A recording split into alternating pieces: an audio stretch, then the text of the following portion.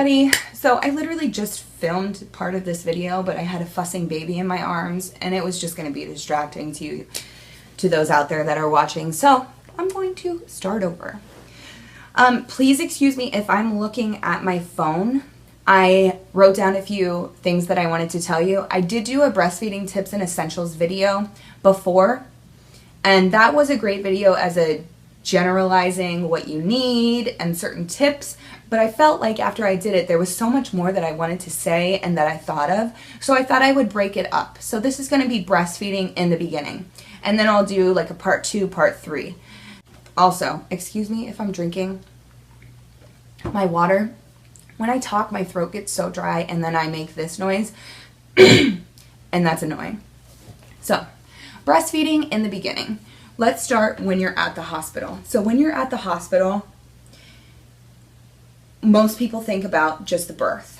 A lot of people, like myself, did not think about, oh, I need to learn about breastfeeding. Hello. So I didn't really, I thought about it. I knew I wanted to breastfeed, but I didn't educate myself as much as I probably should have. So this is to hopefully educate you out there that are going to be breastfeeding or are breastfeeding right now. So let's get right down to it. So breastfeeding in the beginning, the first thing when you're at the hospital is when the baby comes out, you need to put your baby skin to skin if possible. Some babies aren't able to do that right away. My baby was not able to do that until about 20 minutes after birth. So I went ahead and put my baby skin to skin. Once you have that, your baby may actually start moving their head closer to the, you know what, the nipple. Once they start doing that, if they do that, you go ahead, latch them on. If they don't do it, you will need to feed the baby within 60 minutes of birth. So if they don't naturally do it, at least make sure you are trying to feed them within the first 60 minutes of birth, okay? So once they do that, that leads me to my next thing, the proper latch. Getting the proper latch, the definition to me is deep and wide, okay? So you want to make sure that your baby, let me fix my little elephant here. Cute, right? You want to make sure your baby has a deep and wide latch. You don't want your baby to just latch on to the nipple, okay? They need to have part of the areola in their mouth as well. This is going to properly get the milk to flow. If they're just latched onto the nipple, the milk is not going to flow properly, and then that could lead to supply problems. So keep that in mind. Utilize the lactation consultants and nurses that are in your hospital. It's important that you ask as many questions as possible while you have the chance to. That's one thing that I did not do. I did not ask enough questions, and then I got home and I had more questions. If that happens and you get home and you have more questions, feel free to call your hospital. My hospital told me that I could call them anytime and speak to a lactation consultant. Also, breastfeeding support groups are in almost every town. Go ahead and visit a breastfeeding support group. They have licensed lactation consultants that you can go ahead and speak to. Back to the proper latch. If you feel they don't have a proper latch, go ahead, put your finger in between the baby's cheek and your nipple, unlatch them, and go ahead and relatch them. The best way to get a proper latch is to bring the baby up with their head right here. Imagine I have a baby right here. Their head right here. Put nipple to nose. This will make them open wide for the most part, and go ahead and latch them on. Once they are latched on, keep in mind they may not feed for that long, or they may feed for an hour. It just depends on the baby. My baby was the type, she fed forever. It was like I was sitting there forever. So in the beginning, that leads me to my next thing. You get colostrum. You do not get milk. Colostrum. Colostrum is a thick yellowy substance. It's supposed to be amazing for the baby. If you can get them, even if you don't continue to breastfeed, if you can get them a little bit of colostrum, amazing for the baby. Keep in mind your baby's stomach is about that big. It's like the size of one of those like tiny tomatoes. What do you call them?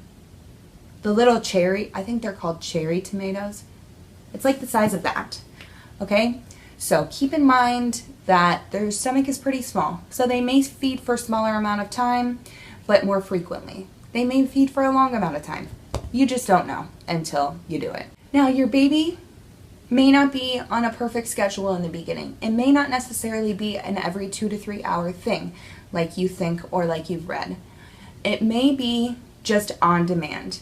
So in the beginning, especially on the second night, is what my nurse told me. The second night is when they may be up cluster feeding. Cluster feeding is when they just want to feed almost every 20 minutes, every 10 minutes, every 5 minutes, every 30 minutes. You don't know. It's cluster feeding. Okay, so keep that in mind. I was exhausted, because the first night you don't get any sleep, right? The second night, they're up cluster feeding. So you have to be up trying to feed them, putting them back down, trying to feed them, putting them back down.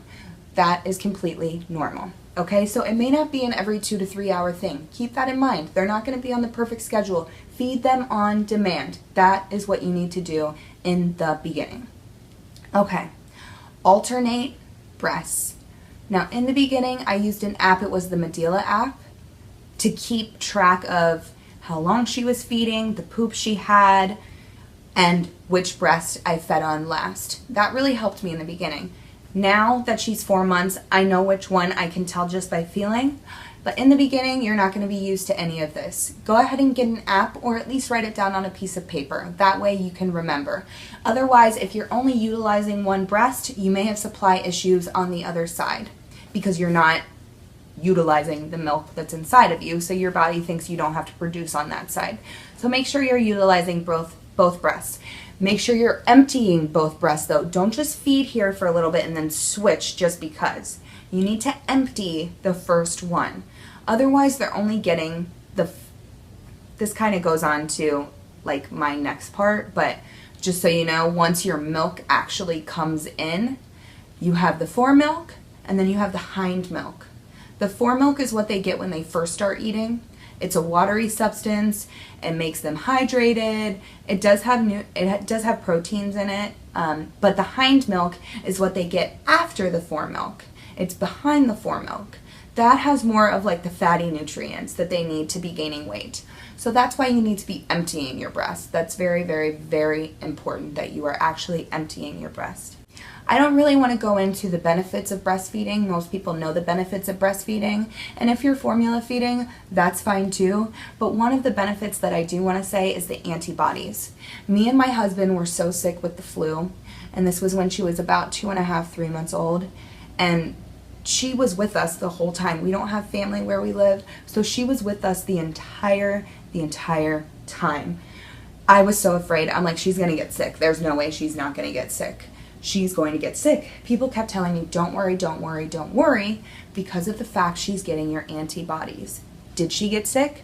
No, she didn't get sick. That right there sells me on breastfeeding. She did not get sick because she was getting my antibodies.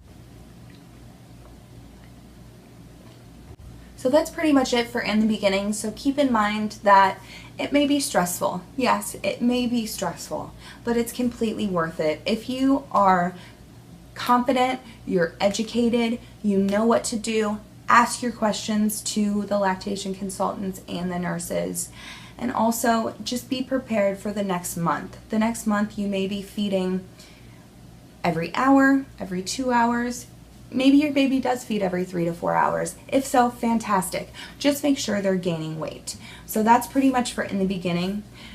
And then I know I mentioned some of these products in my previous video, but I just want to touch on them because these were important to me in the beginning of breastfeeding. The first thing, because I did have a little bit of not a proper latch on the left side. For some reason, it was just on the left side. I had to use a nipple shield. I only used this for about a week and then it cleared up and I was perfectly fine. The next thing, lanolin. This also goes kind of hand in hand with the nipple shield because it helped just clear up with kind of soreness that I had, and that was great. The next thing is, because in the beginning when your milk comes in, you're like, what do I do? It's coming out my shirt. What do I do? Breast pads. Just go ahead and stick some breast pads in between your bra and your nipples and you'll be good to go. You won't have any, you know what I'm talking about. The next thing is, get a favorite nursing bra. You're not going to really know what you like until you try it. So I went ahead and took a risk and bought a Bravado nursing bra. They run, I believe, about $49.99, $49.95. Bought this, okay? So, this is by Bravado. This is their yoga version of the seamless. I also have the regular seamless, and it's just in the black. So I have two. I have two more coming to me. It's nice to at least have two, but get yourself a good nursing bra and bring it to the hospital. This is going to help you a lot because you just clip down, there's your boob, okay? Next thing, a boppy pillow. I use the boppy, you can use my breast friend, whatever you want to use. But this helps because in the beginning they're so small that you're like holding them. This just helps. It helps you relax right here. The baby can relax in your arms and you're not stressing the muscles in your arms because you're just so exhausted anyway, right? So that is that. And that's pretty much all I have to say about in the beginning. If you have any other tips or suggestions for in the beginning, leave it in the comments below. If you have any questions, please ask me. I'm not a licensed lactation consultant in any way, but I have learned a lot along the way. So please ask me. If I can answer you properly, of course I will. If you liked this video and it was helpful, please give it a thumbs up. And don't forget to subscribe. All right, I hope you guys have a great day, and I will talk to you next time. Bye.